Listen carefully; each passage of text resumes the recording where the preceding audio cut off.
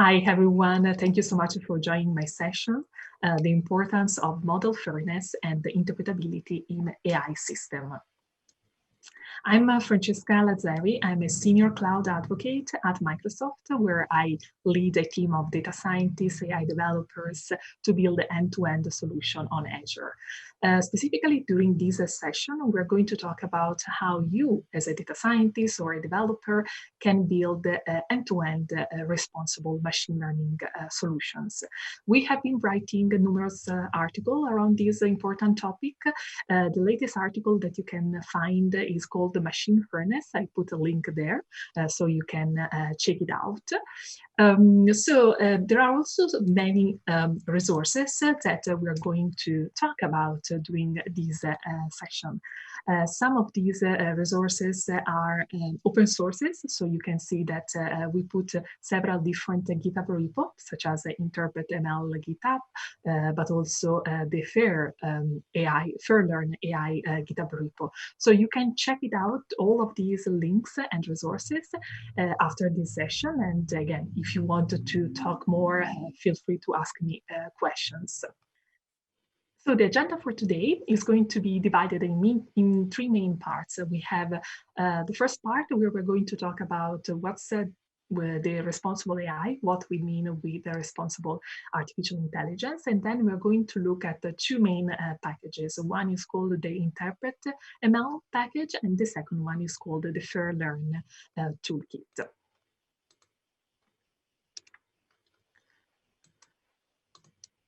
As you know, we are in a moment of history where we are all leveraging data in order to making significant decisions that really are going to affect individual lives in different type of domains, such as healthcare, justice, finance, education, marketing, but also HR, employment. So it is very important for us and specifically for our customers to ensure the safe, ethical, and responsible use of artificial intelligence.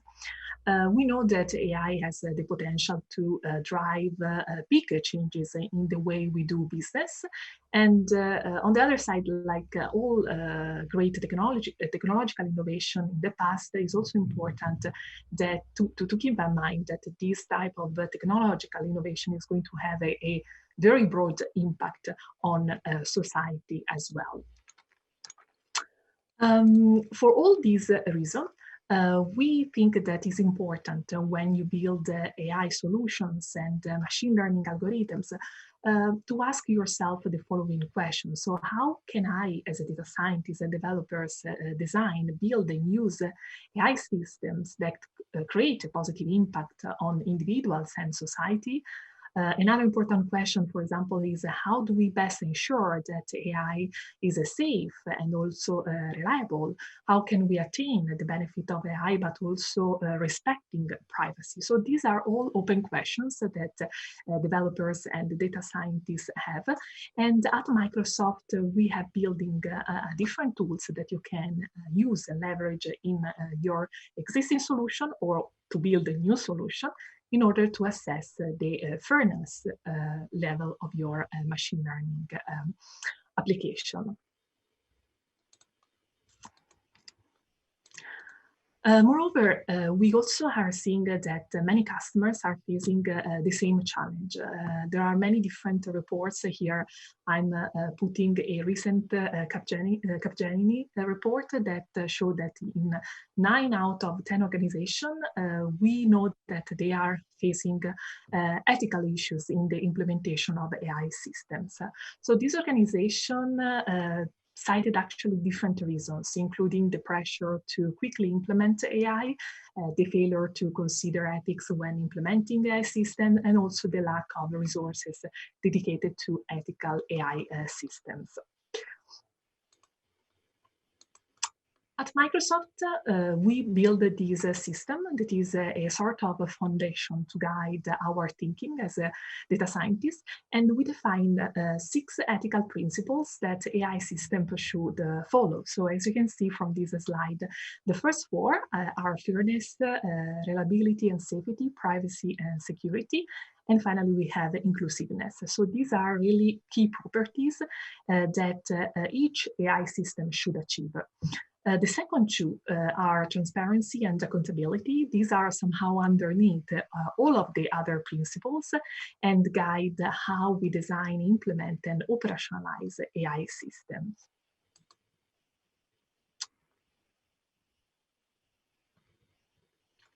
So let's see what we mean by transparency and how we can implement it. So let's start with transparency. What do we mean actually with transparency? So we mean 2 main things. The first one is that AI system should be explainable, and also that AI system should have algorithms that are accountable, meaning that you can actually understand why they are producing specific results. There are a few cases of machine learning interpretability. We can define them following 2 different categories. As you can see, there is the first one that is a model designer's evaluation. So this is more at the training time. And the second one is end user or providers of a solution to end users. So these are at the inferencing time. This is more the time where they are consuming your AI applications. So there are many different use cases that are important to keep in mind for both categories, like data scientists need to explain the output of a model to stakeholders. Usually these are business users and also clients in order to build trust. Another very important and popular, I would say, use case is when data scientists need tools to verify if a model behavior matches pre-declared objectives. Finally, also data scientists need tools to ensure the fairness of their trained model.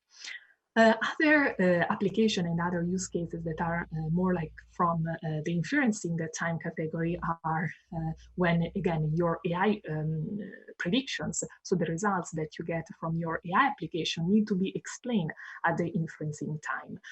Some of the most popular cases are in the healthcare and finance industry. So like why a model classified Fabio, like a customer ID, at risk for colon cancer. Another important question from the finance industry that we receive very often is why a specific client, in this case we call her Rosine, was denied a mortgage loan, or why his investment portfolio carries a higher risk. So these are all questions that somehow you have to know how to answer, and specifically you have to know why you got specific results. So that's why at Microsoft, we develop the Interpretability toolkit.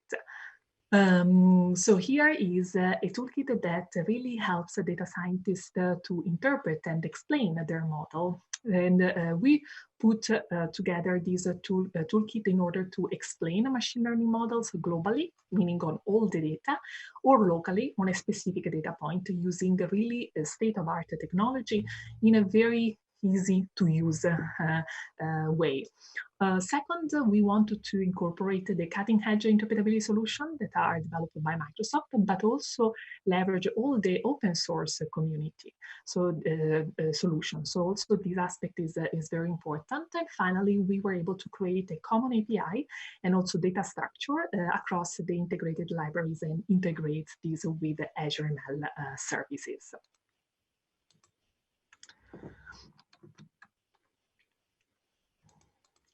InterpretML is this toolkit that you can find at aka.ms/InterpretML toolkit.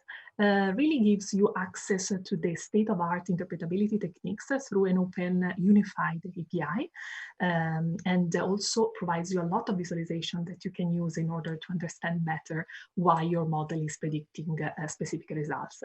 So with this toolkit, you can understand the models using a wide range of explainers and techniques, using really interactive type of visuals. You can also choose algorithms and experiment with different combination of algorithms. You can also explore, as a data scientist, different model attributes, such as, for example, if you are more interested in the performance or the global and local features, and you can compare, again, different models, multiple models at the same time. So also this is very nice. In order to find more information, you can, again, look at this GitHub repo. And also remember that you can run what-if analysis as you manipulate the data and view the impact also of your model. So why did we start this project?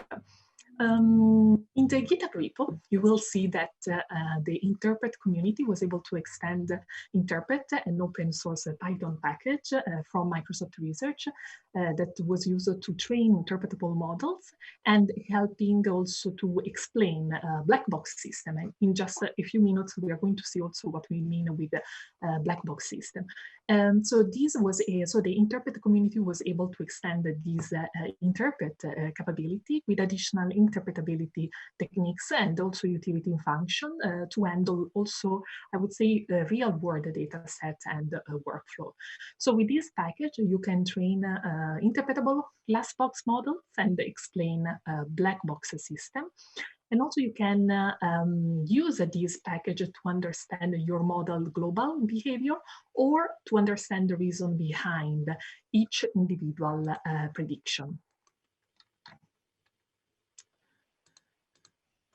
As you can see, Azure Machine Learning is a sort of a wrapper. So we call it Azure ML Interpret. And it's really a wrapper because it helps you save explanation in run history, remote and parallel computing for explanation on Azure ML Compute. So this is an additional capability that Azure ML can offer for you, and also is able to create a scoring explainer for you. And most importantly, if you want to push your model into production, can operationalize these explainers for you.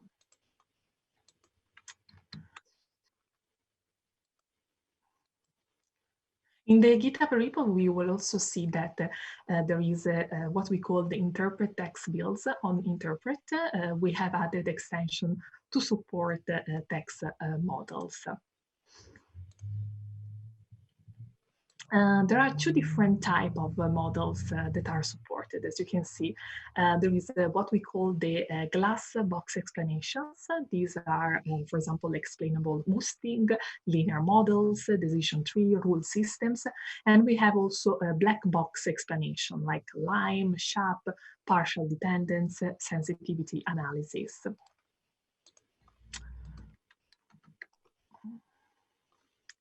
The black box models are challenging in order to understand, for example, deep neural networks.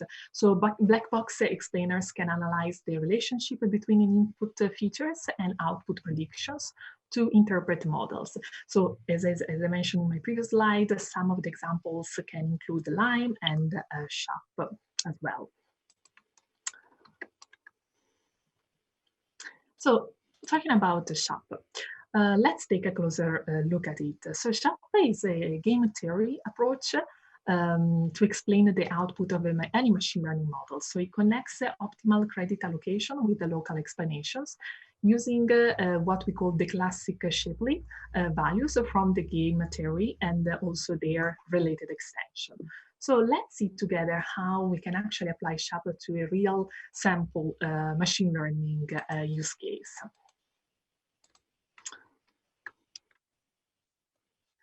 So let's consider a black box that predicts price of a condo or an apartment based on all these features. So as you can see, there is a proximity to a green area, such as a park, and also the fact that the building itself is pet friendly or not. In this case, the feature is negative. So with this in mind, with these features, our model predicts that the average cost of the apartment, the average price of the apartment is 300K. How much has each of these features contributed to the prediction compared to the average prediction? As you can see, we have a different information, such as the house price prediction, that is about 300,000 euro. We have the average house price prediction for all the apartments, and this is about 310 euros. So the delta here is negative, is a minus 10,000 K.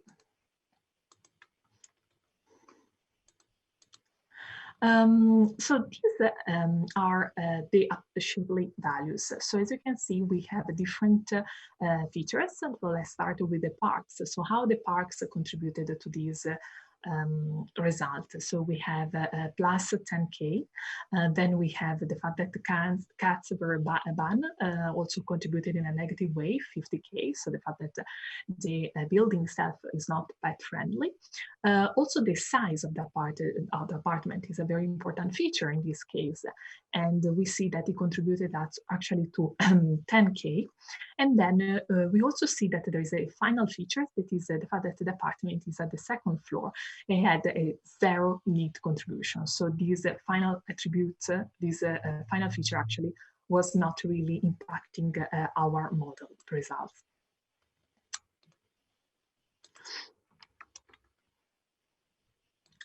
So how did calculate, or how did actually Shapley calculate all these values? So we will take features of interest, for example, cat's ban, and we remove it from the feature set. Second, we take the remaining features and we generate all possible collision. And finally, we add and remove your feature of interest to each of these collision, and we calculate the difference that it makes. So this is really how SHAP works. So this is really the logic that is behind SHAP.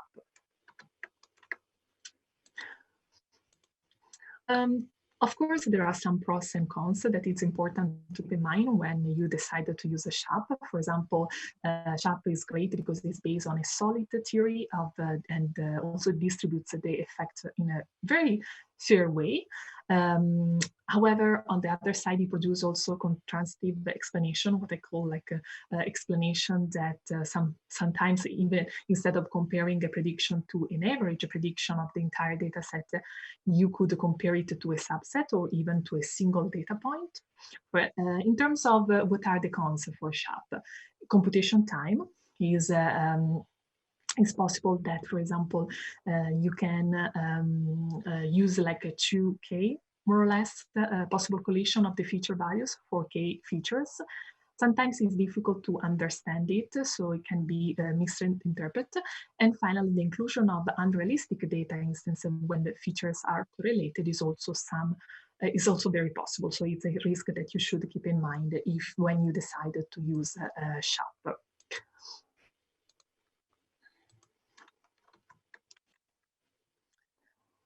So as I said, there are also different models that you can use. There are different also interpretability approaches based on how you want to use these different models. So in terms of glass box models, these are models that are interpretable due to their structure. Examples are explainable boosting machines, linear models, and also decision trees.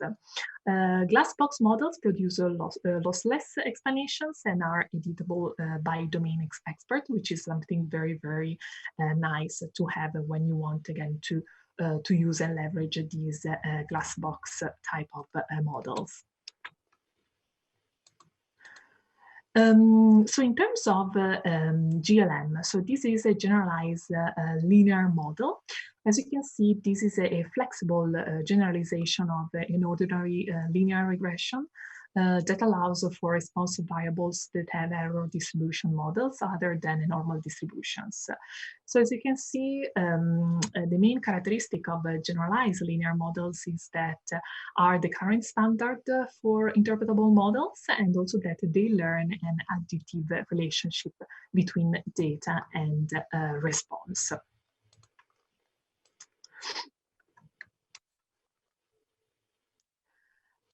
As another example is the explainable boosting machine. So here you can call them also EBM. This is a sort of interpretable model that has been developed by Microsoft Research.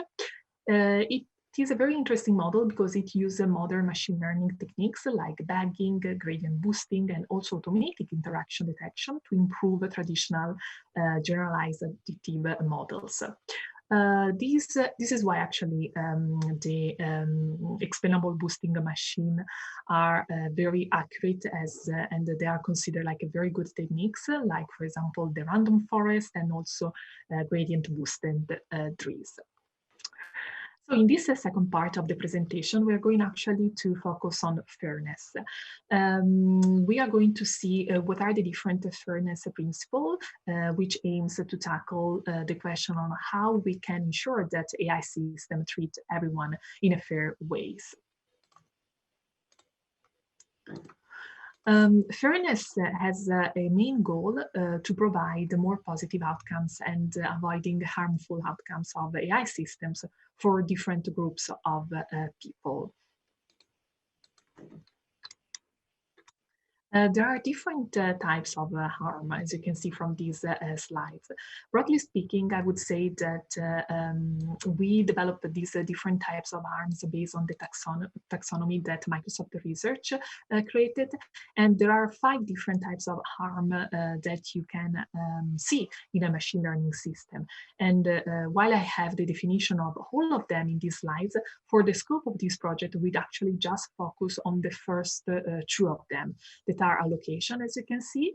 This is the harms that can occur when AI system extends, or I would say withhold opportunities, resources, or information to specific groups of people. And then we have the other one, which is quality of service. This is whether a system works as well for one person as it does for another person. So the example of the face recognition from many different applications is probably one of the most important example of the quality of the service.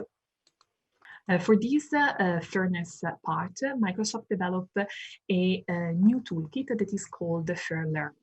This is a new approach to measuring and mitigating unfairness in systems that make predictions, serve users, or make decisions about allocating resources, opportunities, or informations.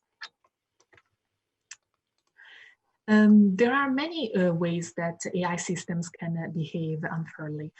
For example, AI can impact the quality of service, which is, again, whether a system works as well for one person as it does for another. And also AI can also impact allocation, which is, again, the harm that occur when AI system extends or withhold opportunities, resources, or information to specific groups of peoples. So as you can see in the toolkit, that again you can find more at aka.ms/fairlearnai. In this toolkit, there are different type of focuses and different type of, I would say, capabilities. So the main goal of this toolkit is to empower developers of artificial intelligence systems to assess their system fairness and also mitigate any observed fairness issues. Most importantly, it helps users identify and mitigate unfairness in their machine learning models with a focus on group fairness. So now let's jump actually on a demo. I want to show you how you can use the interpretability toolkit.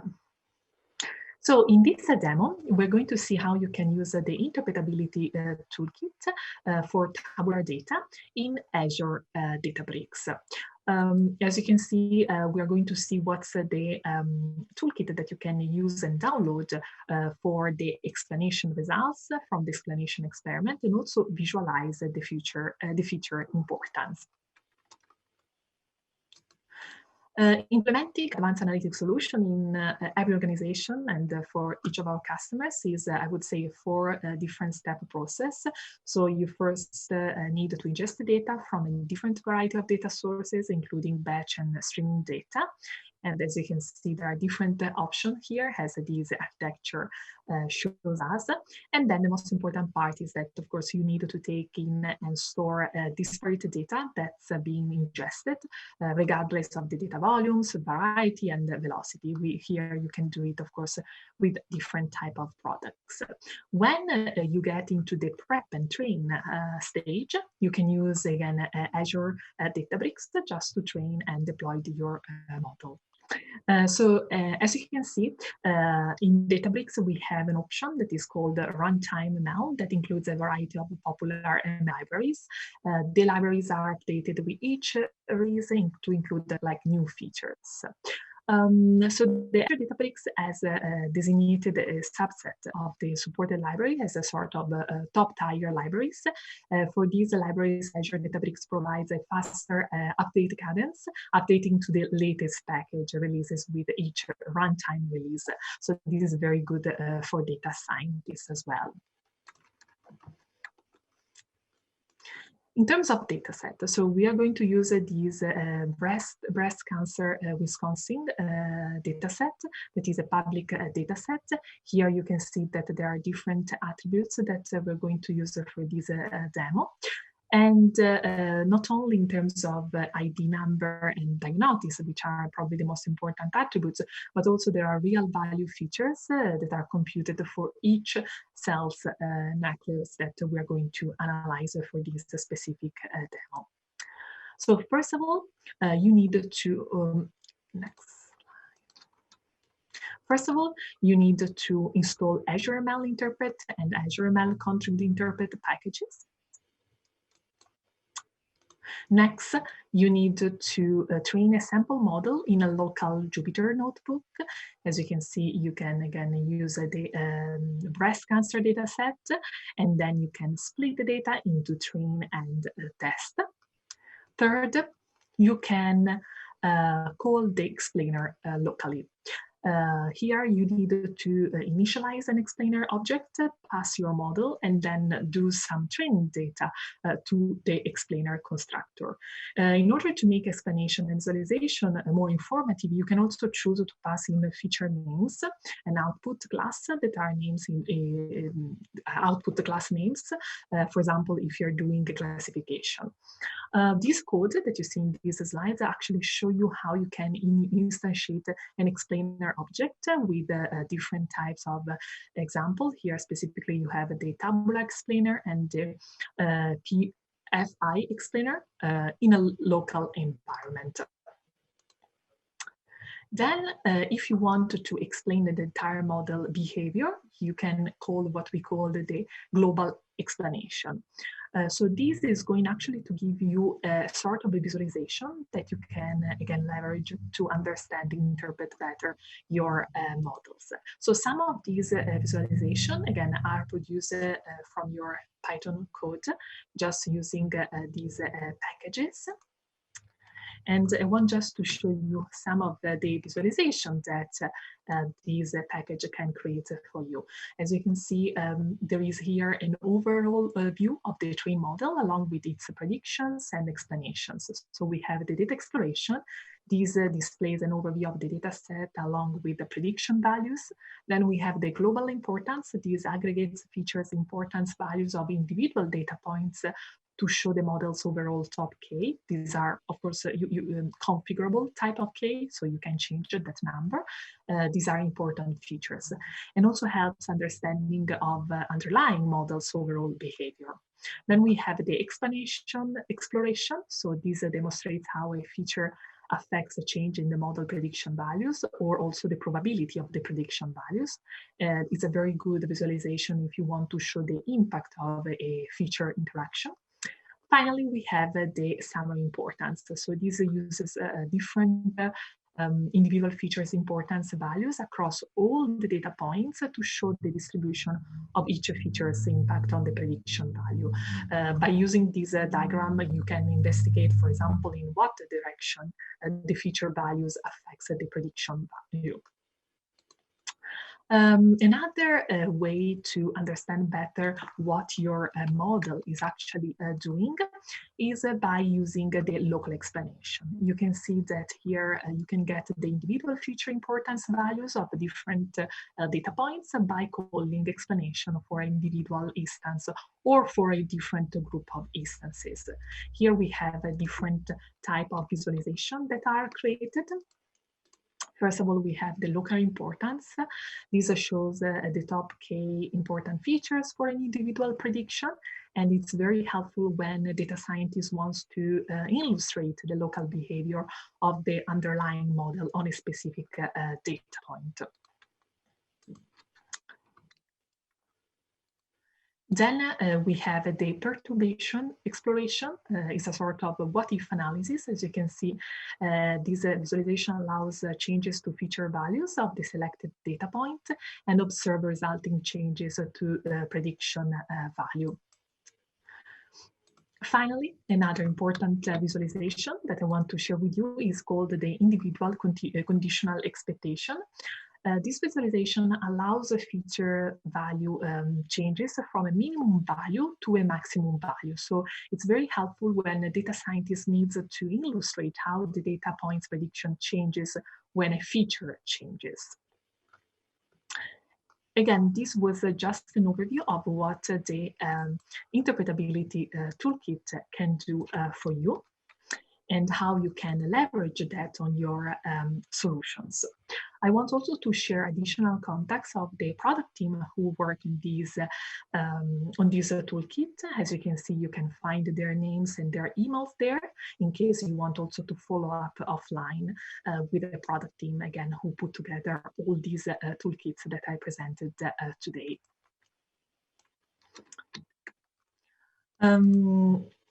Again, this is one of the articles that you can use to learn more and also to find some of the resources that have been used today during this session. And in terms of resources, I just want to share those with you one more time. These are all the packages and the GitHub repo that have been used during this session. And you can also find me on Twitter, GitHub, and Medium. Thank you very much.